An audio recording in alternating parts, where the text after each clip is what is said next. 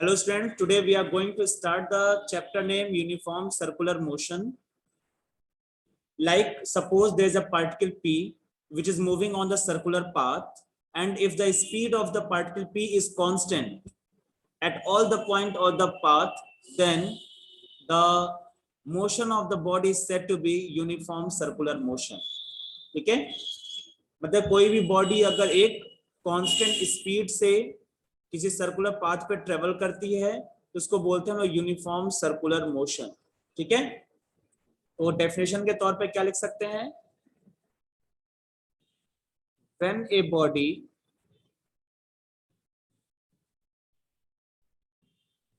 is moving on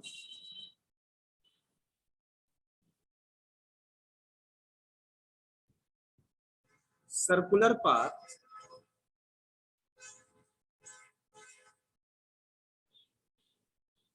with constant speed,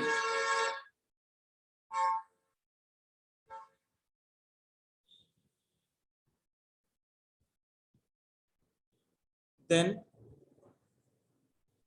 motion of the body is said to be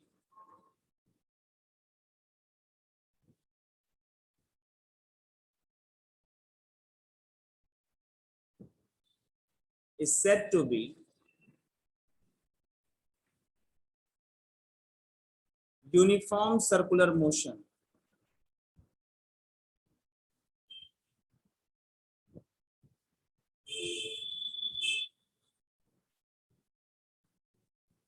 ठीक है,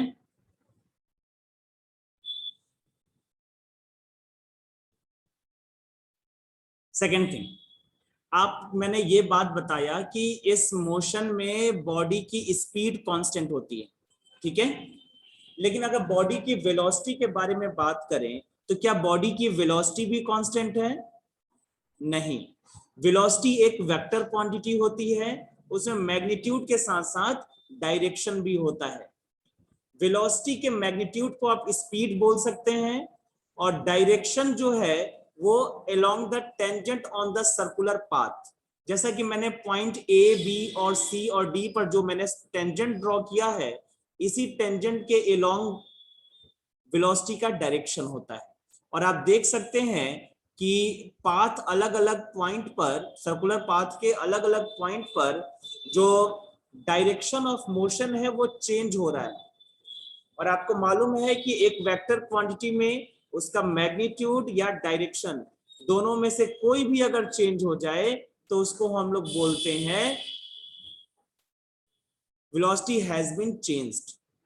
ठीक है, यानी कि अगर वेक्टर क्वांटिटी दो चीजों से मिलकर बनी होती है, मैग्नीट्यूड और डायरेक्शन, अगर इन दोनों में से कोई भी एक अगर चेंज हो जाएगा तो वो क्वांटिटी चेंज हो जाती है। तो इस तरीके से direction of motion continuously change हो रहा है, इसका मतलब ये है कि वेलोसिटी चेंज हो रही है। ठीक है, तो यूनिफॉर्म सर्कुलर मोशन में क्या होता है? Variable velocity.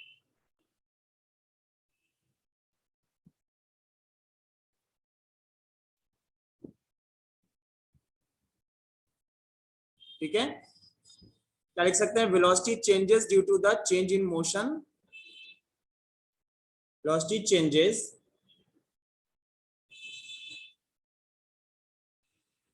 due to change in direction of motion।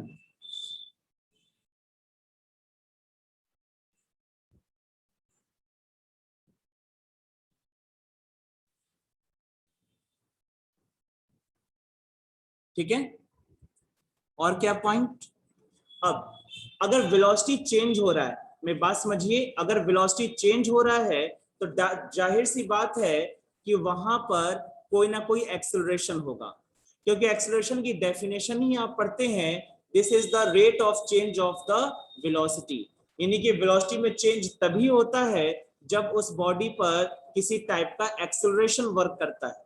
ठीक है, तो अगर यहाँ पे वेलोसिटी चेंज हो रहा है तो इसका ये मतलब हुआ कि यहाँ पे एक्सेलरेशन काम कर रहा है। ठीक है, सो uniform circular motion is a accelerated motion.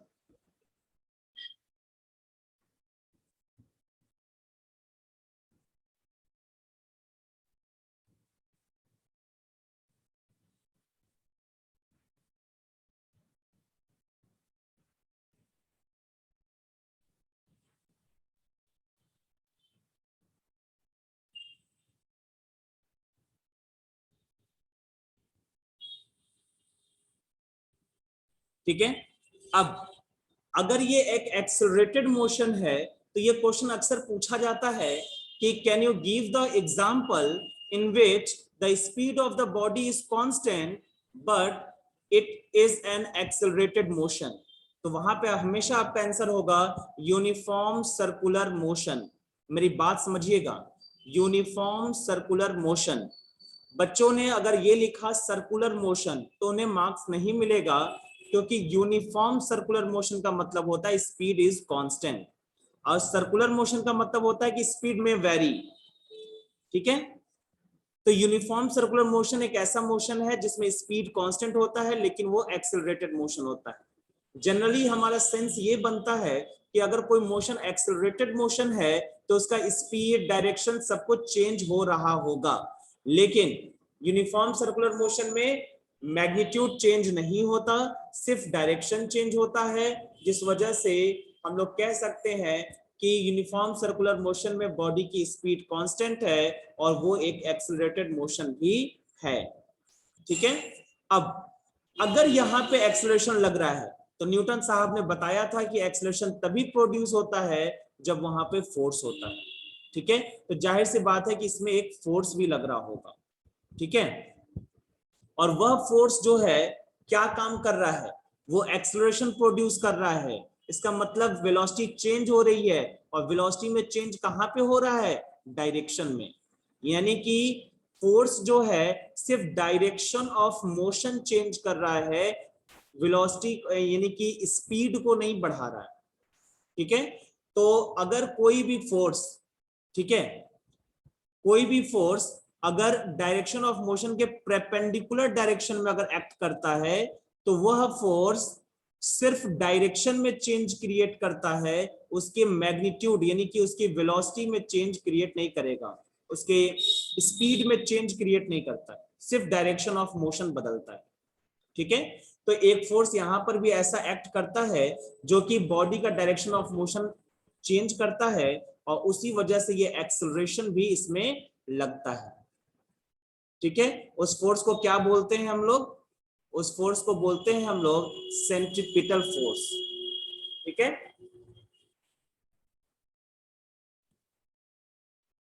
And hence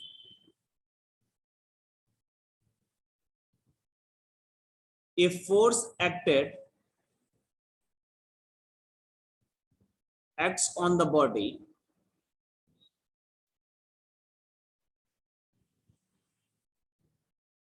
acts on the body towards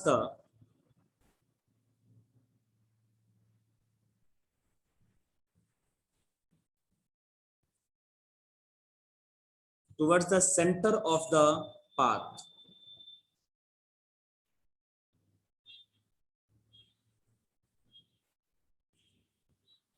called centripetal force।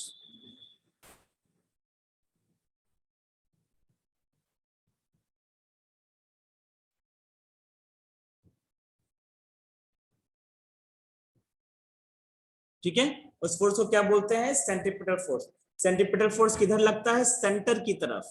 ठीक है, सेंटर की तरफ एक्ट करता है, और ये फिर से मैं आपको बता रहा हूं कि ये सिर्फ और सिर्फ डायरेक्शन ऑफ मोशन को चेंज करता है।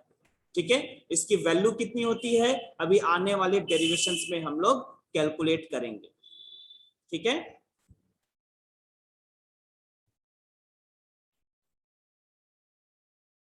ओके, चलिए स्टार्ट करते हैं अलग से। यहाँ पे अब हम लोग जो है वो टूल्स पढ़ रहे हैं, यानी कि जो जो टर्म्स यहाँ पे यूज होने वाले हैं इस चैप्टर में, उन टर्म्स के बारे में जानेंगे, और फिर उन टर्म्स के हेल्प से आगे की डेरिवेशंस हम लोग करेंगे। ठीक है, तो नेक्स्ट हेडिंग होगा आपका एंगुलर डिस्प्लेसमेंट।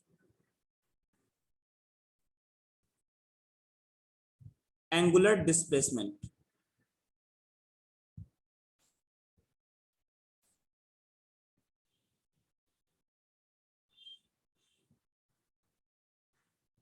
एंगुलर डिस्प्लेसमेंट को थीटा से हम शो करते हैं।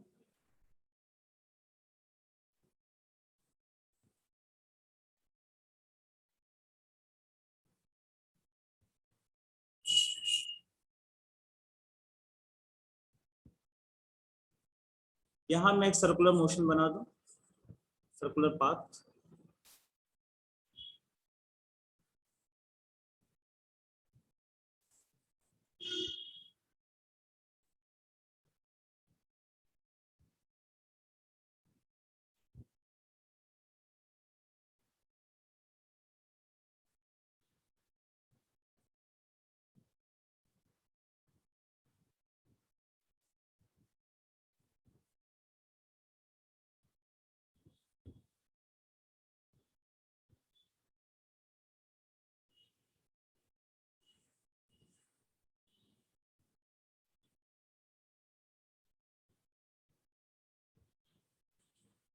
डायग्राम आपको पूरा समझाएंगे, डोंट वरी।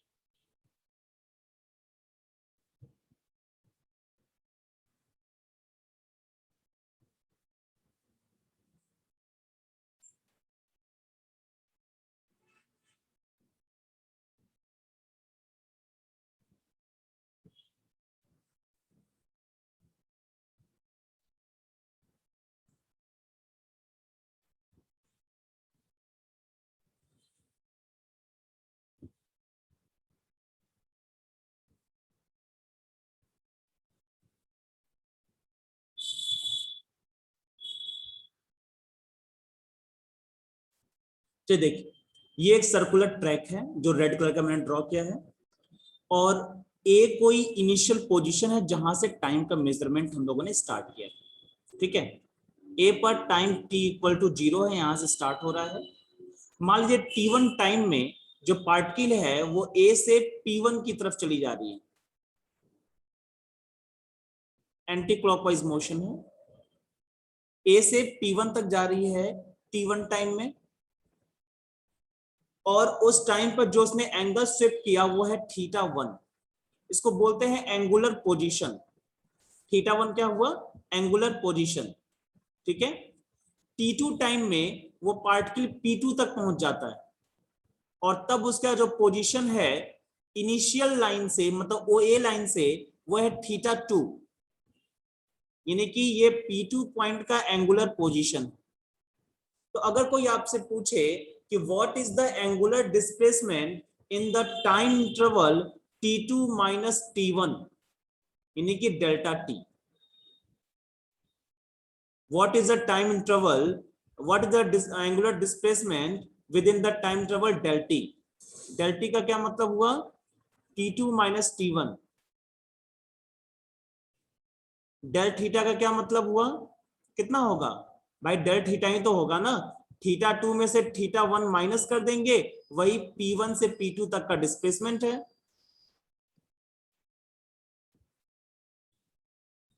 ठीक है, और जो उसने डिस्टेंस कवर किया वो क्या होगा? Del s equal to s2 minus s1। ठीक है, तो ये जो एंगुल व्यक्तिगत जो एंगल, कोई भी पार्टिकल जो है, जो एंगल स्विफ्ट करता है in the given time interval, उसको बोलते हैं एंगुलर डिस्प्लेसमेंट। ठीक है, इसकी डेफिनेशन जो है आप लिख सकते हैं, लिखिएगा, मैं ही लिख देता हूं।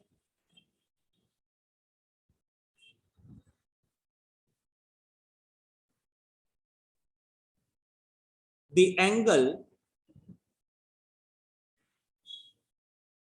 Sweep out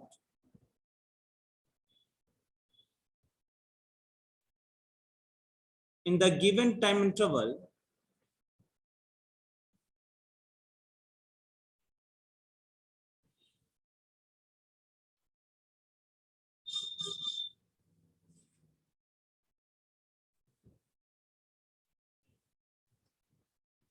is called angular displacement.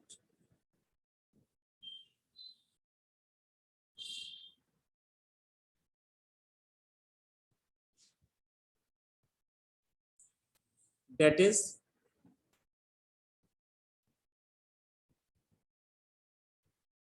Del theta is equal to, del theta क्या एंगुलर डिस्प्लेसमेंट है, वो क्या होगा theta 2 minus theta 1 is angular displacement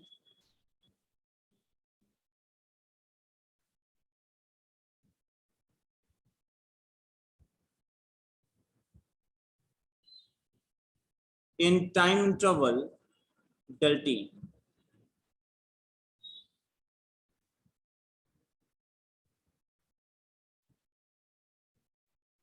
ठीक है, तो ये जो हमारा एंगुलर डिस्प्लेसमेंट होता है।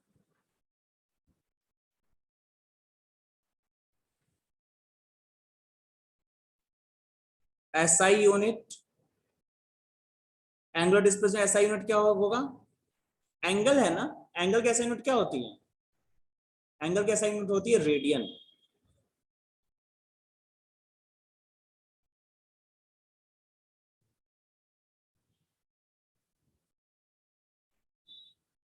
ठीक है, डेल थीटा रेडियन में होगा।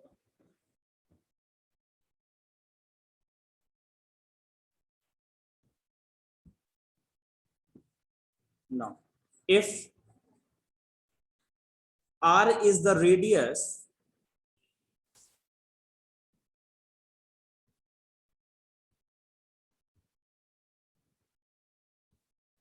of the path, अगर r रेडियस है तो डेल थीटा की वैल्यू कितनी होगी, आपने पढ़ा है angle equal to arc upon radius, angle equal to arc upon radius. तो आर्क कितने का है, P1 P2 का आर्क है जिसकी वैल्यू कितनी है डेल एस, और रेडियस कितना है आर, तो डेल थीटा इक्वल टू क्या आ जाएगा, डेल एस बाई आर।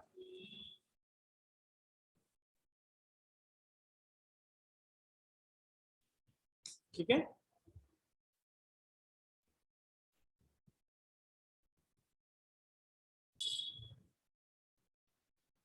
अब देखिए, अब नेक्स्ट टॉपिक जो है हमारा वो है एंगुलर वेलोसिटी। जैसे लीनियर में आप पढ़ते थे ना, पहले डिस्प्लेसमेंट फिर वेलोसिटी फिर एक्सेलरेशन फिर फोर्स फिर मोमेंटम, वैसे यहां पर भी पढ़ेंगे हम लोग। ठीक है, नेक्स्ट टॉपिक है हमारा एंगुलर वेलोसिटी।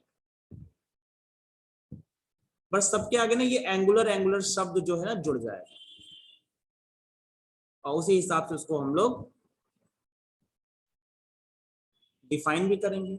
एंगुलर वेलोसिटी को ओमेगा से शो करते हैं, डब्लू बना करके ऐसे गोल मटोल डब्लू बना देंगे तो ओमेगा बन जाएगा ऐसे। ठीक है, गोल मटोल डब्लू बना दीजिए, ओमेगा बन जाएगा।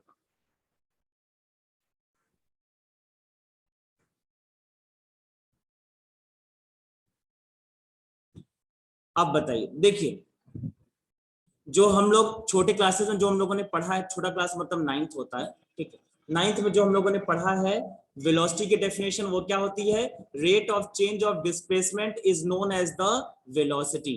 उसी तरीके से यहां पे हम जानेंगे rate of change of angular displacement is known as the angular velocity. ठीक है, rate of change of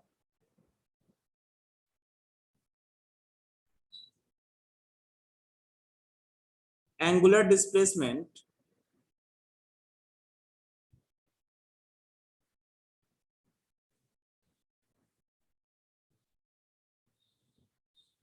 is known as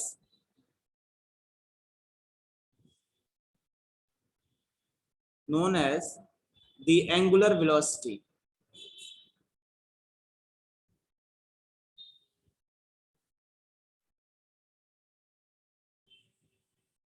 ठीक है, that is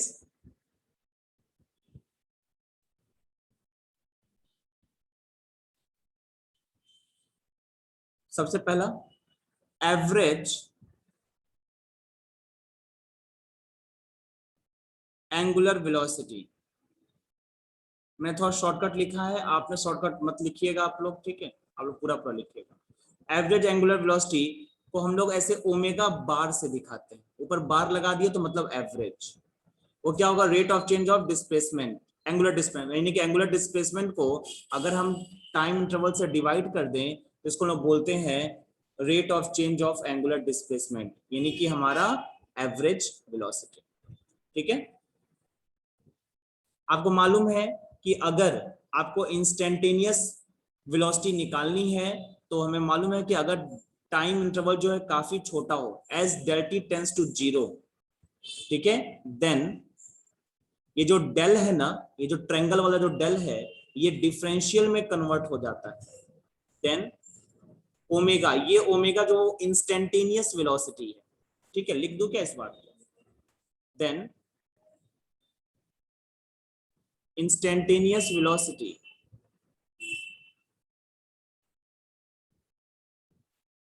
omega equal d theta by d t. जैसे वहां पे आप पढ़ते थे कि v equal to d s by d t, उसी तरीके से यहां क्या है, omega equal to d theta by d t. SI unit क्या हो जाएगा? SI unit is radian per second, theta का रेडियन और टाइम का सेकेंड, क्या हो जाएगा, रेडियन पर सेकेंड।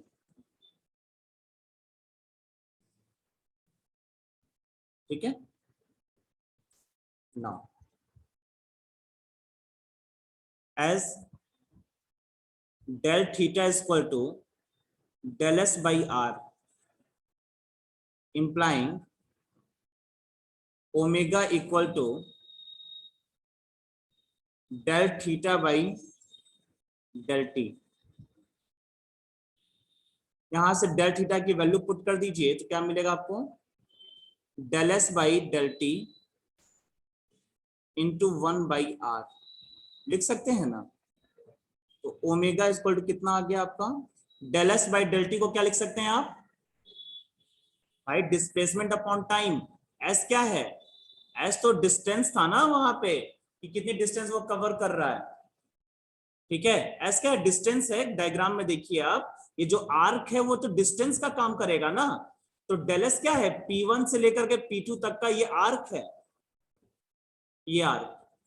एक्चुअल में ये क्या है, ये डिस्टेंस है, डिस्प्लेसमेंट नहीं, डिस्टेंस है ये। ठीक है, तो distance upon time is called the velocity,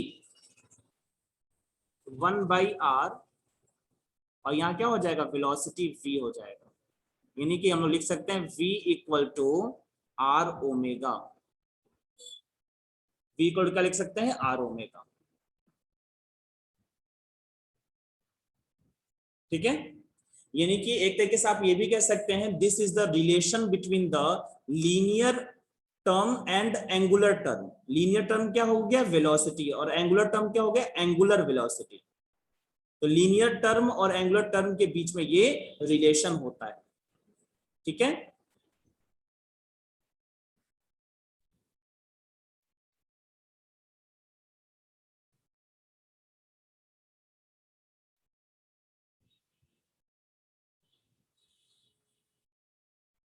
इसको ओमेगा आर लिखिएगा, कोई फर्क नहीं पड़ेगा, लेकिन एक टर्म है छोटा सा। जैसे आपको मालूम है वेलोसिटी क्या होती है, वेक्टर क्वांटिटी होती है। तो वेलोसिटी वेक्टर क्वांटिटी अगर होती है तो ओमेगा भी वेक्टर क्वांटिटी होता है और आर भी वेक्टर क्वांटिटी है, पोजीशन है। इन वेक्टर रिप्रेजेंटेशन हम लोग लिख सकते हैं v vector equal to omega cross r. ठीक है, इसको भी याद रखिएगा, कभी काम आएगा तो यूज करिए।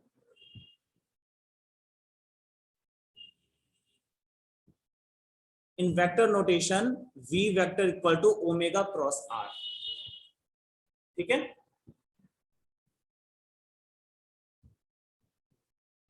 इतना सबको समझ में आया। Angular displacement, angular velocity, relation between the linear and the angular terms, ये भी एक तरीके से क्या है, ये भी तो रिलेशन है, ये भी एक तरीके से रिलेशन है एंगुलर टर्म और लीनियर टर्म के बीच में। एंगुलर टर्म क्या है, डेल थीटा, और लीनियर टर्म क्या है, del S.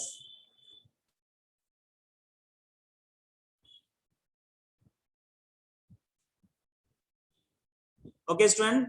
So now class is going to be end. See you on the next day.